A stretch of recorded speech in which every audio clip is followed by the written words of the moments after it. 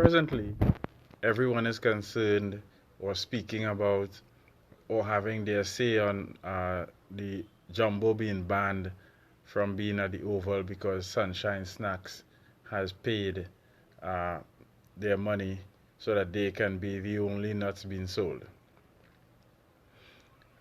And I think instead of us just talking about it, we can see what we can learn from it. So I am going to try to pull out a few points that we can take away from this incident. Firstly, many of us will say now, yeah, jumbo tastes great, jumbo tastes best.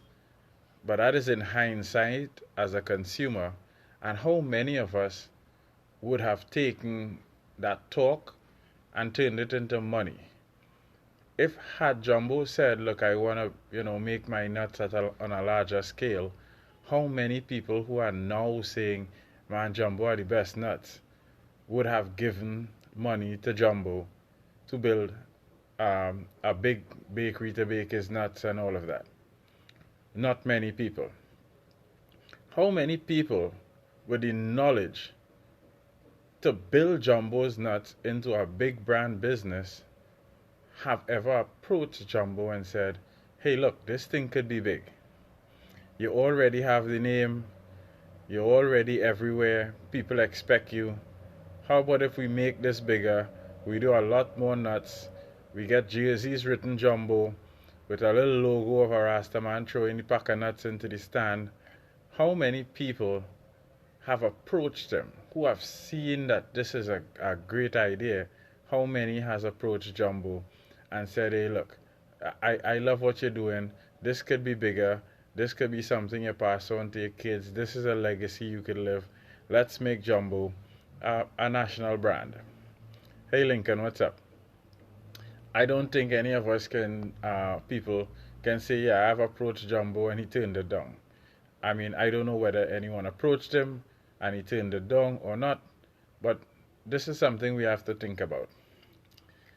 And all of us who have to think about it are the ones who have a great thing going, who have our own brand, whose brand can become bigger. Do we wait until a Sunshine Snacks blocks us from our livelihood? Or do we get together with a couple of friends, and approach somebody to make our brand bigger? Do we wait until the threats, the bigger brands push us out and bury us to sit back and complain? Or are we proactively making steps to make our brand, protect our legacy, protect our idea? What else can we learn? What we can learn is that the bigger the brand, it doesn't necessarily have to be a better product. So whether or not Sunshine Snacks is better, Sunshine Snacks can follow the rules. The Oval is going to take money and for this kind of endorsement and allow one brand to come inside.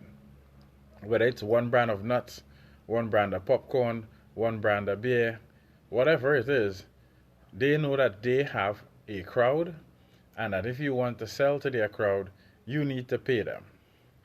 So Jumbo has been selling for a long time. I can't say what his finances would have been, how much he would have profited from all of his trips at all the football games and cricket games, etc., that I've been to. But did he ever look forecast that this may happen to me one day? Because you have seen it happening all along and everywhere. I mean, when Carib made the move to buy out Stag, that was just so that I can control my competitor. Instead of competing with Stag, if I buy them and I make all of the beer in the country, then I control all the domestic beer in the country. And especially if I now have enough money to decide what foreign beer comes in, which they have tried to do in the past with Heineken, then I have control of all the beer in the country. And this is how you grow. This is how you evolve. So even if it is that what you're doing is you're making blow up balloons or you're a clown and you go out to cheering parties, you have to be wary that, hey, somebody's going to decide this can make money. Why don't I found a company with 6 clowns and we do all the cheering parties? and they will push you out of your space. Entrepreneurs must be always willing to adapt.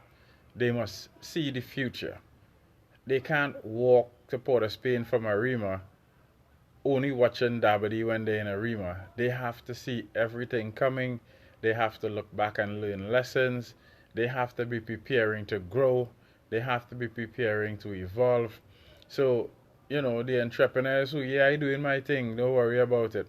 And you're not forming a bank account, you're not forming an LLC so that you can protect yourself. I mean, if you get sued as a sole trader, they'll sue your socks off. So a LLC protects your money, your shares, etc. If we are not doing these things as an entrepreneur, we are going to end up in the same seat someday. It doesn't matter how good your clothes are, how great you can sew, or how great your ice cream tastes. At some point in time, all of these things are not going to be good enough because somebody is going to see it, some group, and decide, you know what, I should also be in the space. This guy or girl looks like they're making a lot of money from it. I want a taste of that. So as an entrepreneur, you have to get ready to grow. You have to be ready to get bigger in what you're doing. You have to get ready. You're always competing with others and yourself. And as Nicole Panton just said, collaboration is the key. No one man is an island. There are no great companies where one guy did it for himself. Yes, one guy may be the face. He may be the face today, but he didn't do it for himself.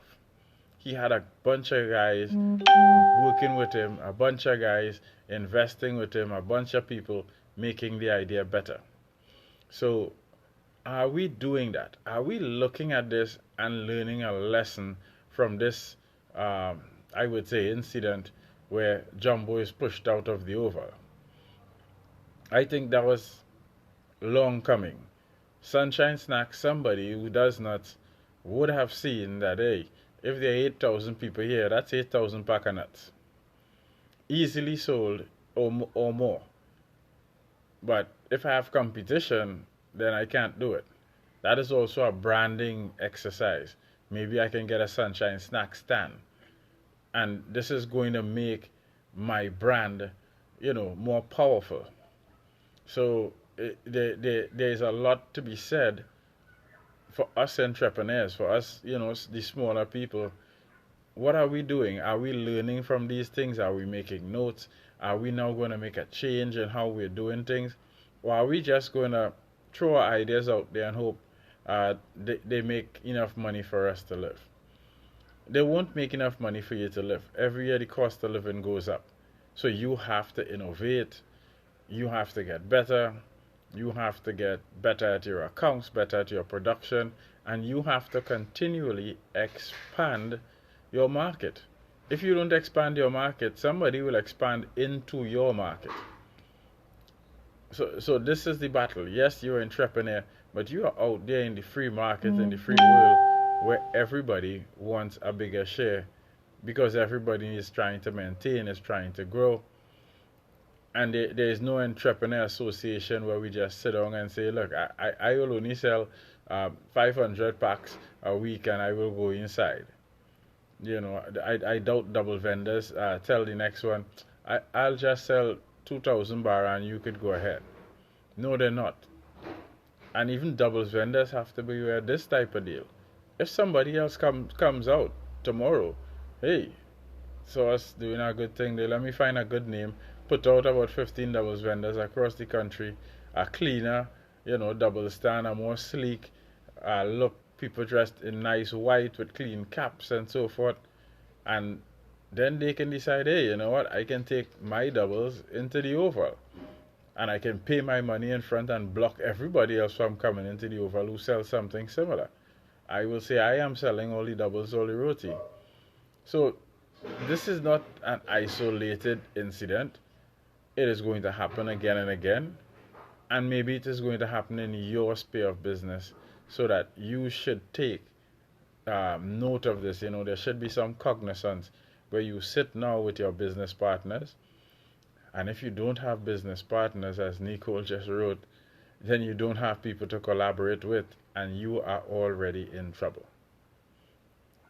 So I hope everybody takes this issue with Jumbo seriously. I hope everybody looks at it, looks at the strengths, the weakness, opportunities, and threats of their business, looks at how quick it can happen to them, and start to take steps now to protect their own future. Thank you for your time. Have a wonderful evening.